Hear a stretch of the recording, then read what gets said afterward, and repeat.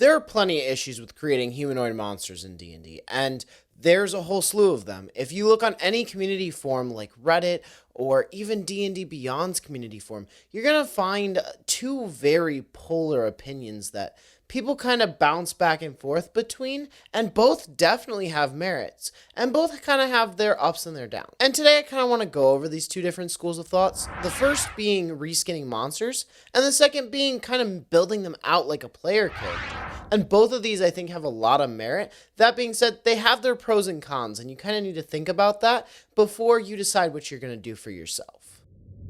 In this first school of thought, you're really focused on digging in and reskinning monsters, changing their attacks, and fitting them to your theme, which can be really helpful, especially if you don't have a ton of time.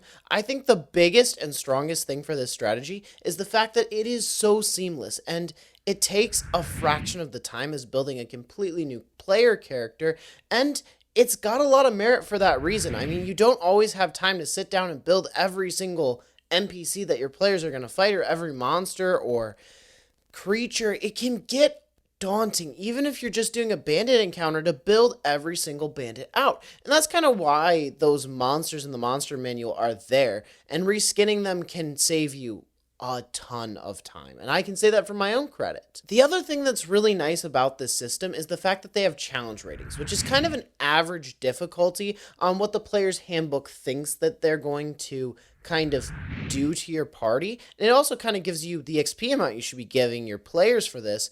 And I think these are really, really great things, especially for new DMs.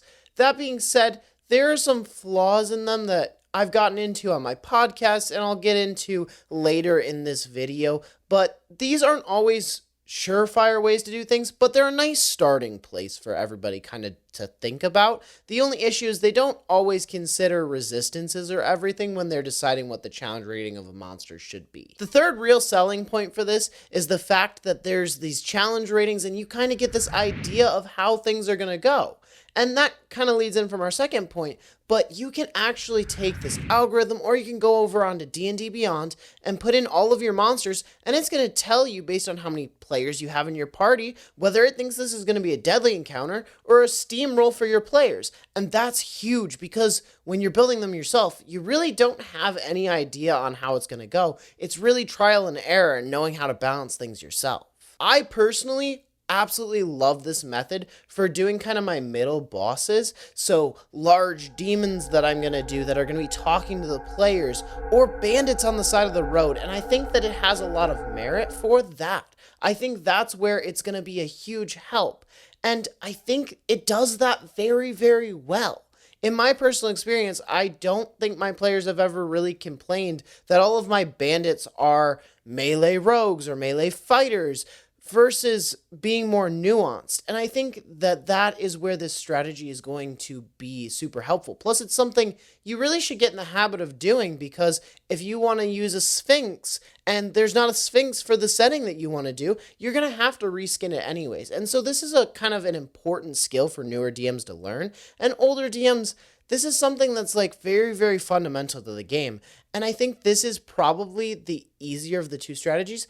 That being said, there are some drawbacks for this. Personally, I think the biggest drawback for this whole thing actually has to do with challenge rating. And I know I said it was a positive before, but challenge rating can be finicky. There are some monsters that do not have the correct challenge rating for what they are. A great example that we mention a lot here on this channel is Shadows. Shadows have a lot of resistances, even though they're only a CR half monster. So if you toss a ton of those, kind of depending on how your party built, they could get really punished rather easily for a seemingly very low class monster. And that really shouldn't be how it is. So that's something you kind of need to keep in mind when you're reskinning these monsters, is small tweaks to them really could affect the challenge rating. If you accidentally change a resistance to something that's a lot more common in your players' build, then you're screwing over your players, and that can be a big challenge, especially for newer DMs. So make sure you're being cautious of that. Kind of the second issue I have with this is there's not always a great humanoid monster to use, and I'll kind of elaborate on that a little bit more. Bandits are very, very low level monsters, but sometimes you're going to want to use a higher level bandit. Maybe you are right over by the city and you want to use a super strong bandit. You could spend all the time kind of tweaking all the individual things and figuring out exactly where you want it to be, or you could build custom bandits. And I think that that has a lot more intricate pieces to it, but it can be a lot more fun. The only thing is, if you're going to go with the reskinning route, you're going to get a very, how do I say it, kind of like flat encounter, because if you're right next to the capital, those bandits that are fighting off the royal guard all the time are not going to be as weak as the ones you're going to find out in the woods. And that's where there's not always this happy medium that fits your setting. And sometimes when you go back to it, there's these weird middle levels where you want to use a specific monster, but it's too strong, or you want to use a specific monster, but it's too weak. And yeah, you could scale it up, but that gives you less control over it, and just buffing certain stats doesn't always cut it. And especially for people who are newer, this can be a big challenge, because when you start messing with things with monsters, it really does affect that challenge rating, and then things kind of start to go out of the window. Whereas kind of building them as a player character, which is the other alternative, has a lot more control, and it's a little more intuitive to kind of figure out how strong it's going to be, in my personal opinion. So if I'm giving advice for new players and new DMs, I would actually recommend, if you're going to start modifying things pretty heavily, strength stats and all of these kind of domino effects, I would actually recommend going ahead and probably going with the second option. And with that, I really want to get into the second method. The big thing about this one, and its biggest benefit by far, is the amount of control you have as a DM. You can literally change anything you want, and that is crazy, and that is amazing, and it leaves you so much creative, open-ended decisions to make. That's also kind of a downfall, and the reason I say that is there's almost too many features, and there's almost too many things to do. So keep that in mind, and I'll kind of go over that a little bit later. A big example I want to bring up, because I saw this mentioned a lot when I was going through forums kind of trying to do research for this video. A lot of people get into the fact that monsters don't equate to actual characters. And personally, I think that this is something that, while it is true, it's not exactly perfect, but they do mirror them very, very well. A great example of this is liches. Liches are a humanoid monster. They're an undead, and they have a lot of casting abilities because they're supposed to be undead wizards. They're supposed to be level 18 casters too. And if you compare them to the wizard, they have the same number of spell slots almost. I mean, there's some small discrepancies, but they're pretty close to each other. And because of that, I think that this is something that people are overlooking. They are very similar. The biggest thing is that there's less options. And with that, I kind of want to give a little piece of advice.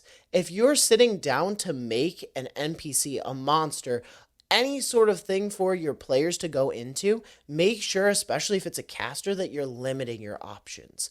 You can technically, as a level 18 wizard, have like 25 spells. But if you look, the Lich, they only use, I think, 5 as the absolute maximum number of any given spell slot level. And that's important to remember, because you don't want to spend your entire combat while your players are having this time in between rounds to kind of think of different spells, while you're doing math of hit points to actually have to sit there and rifle through all these spell cards. Yeah, it's fun to have a utility monkey in combat, but it's not necessarily the greatest thing in the world for running that combat efficiently. So I would kind of limit the number of spells, and that can be true for even some martial classes. I know monks are a big one where they have a ton of things they can do with their key points, especially at high levels.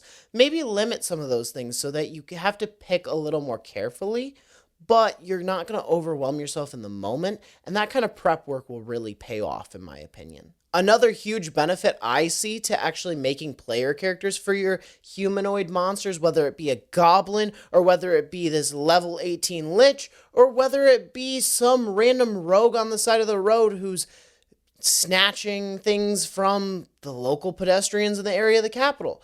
I think a big benefit, especially for people who are new to DMing but have been playing D&D for a while, is you're gonna be used to where things are at on the player's sheet. Whereas you may not necessarily be the most versed in where you're keeping things on a monster block. And you can kind of write them in yourself, and you can do this for any monster. I think this is really, really useful for people who kind of like to have a structure to things. I know I'm that way, and I'll sometimes even take my dragons and I'll put them on character sheets because I can put anything wherever I want. I can put little notes about the dragon's personality and reminders for myself. And this goes back to how I prep my campaign binders. And a big thing with that for me is I actually keep character sheets that don't have a name attached to them of different classes, so that if my players decide that they want to go into a random combat with a guard or with a shopkeeper, I actually have something to fall back on in those situations, and I'm not rushing to find a stat block. And I think that level of preparing for it can be very, very useful to you. I know it's very, very useful to me. So I would actually consider, maybe if you're newer to DMing, actually sitting down and writing them out on the character sheet. It really does help you kind of remember where everything is at and everything these monsters can actually do. And with that, I really want to get into the biggest two things that kind of make this method a lot less useful for new players and a lot harder to get into. The first thing is the fact that you have to balance everything yourself, and that can be a challenge. Now, personally, I found that there's kind of a rule of thumb that I like to follow. If I have a party of 6 players, I typically follow the rule that 2 levels on either side will actually kind of help me.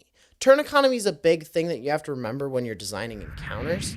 And I know that that gets very, very confusing. But if I want my players to fight 1 to 3 monsters and have a decent challenge, and they're a level 3 party, I'm going to use level 5 player characters to do this.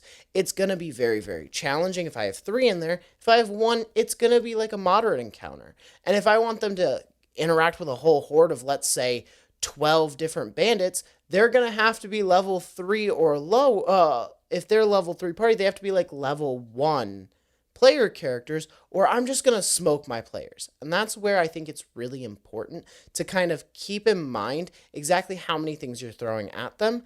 And 2 levels is a pretty big disparity in D&D. So I think that that's something very important to remember. The other thing is that this takes a ton of time. Sitting down and building character sheets and going through all the different features and all the different subclasses takes a long time, especially when you have to narrow it down a lot to make your combat run better in the game. Like we were talking about before with the liches, they only have a few spells in each spell slot. Someone had to sit down and actually look through every spell and decide what they should have. And you're going to have to do that every time you do this. So if you don't have a ton of time, I would actually urge you to lean against this model. That being said, if you have all the time in the world and you love building interesting encounters, this is a way that you can add some spice. So make sure you're keeping these things kind of in mind when you're making these decisions. I really do hope that this kind of helped you figure out how you want to run your next encounter or your next major boss in your campaign. And if you liked this video and you found inspiration from it, we have other videos on this channel that are really meant to kind of help you think about different things to do in D&D and come up with different ideas. So feel free to check those out, and I hope you have an amazing rest of your day.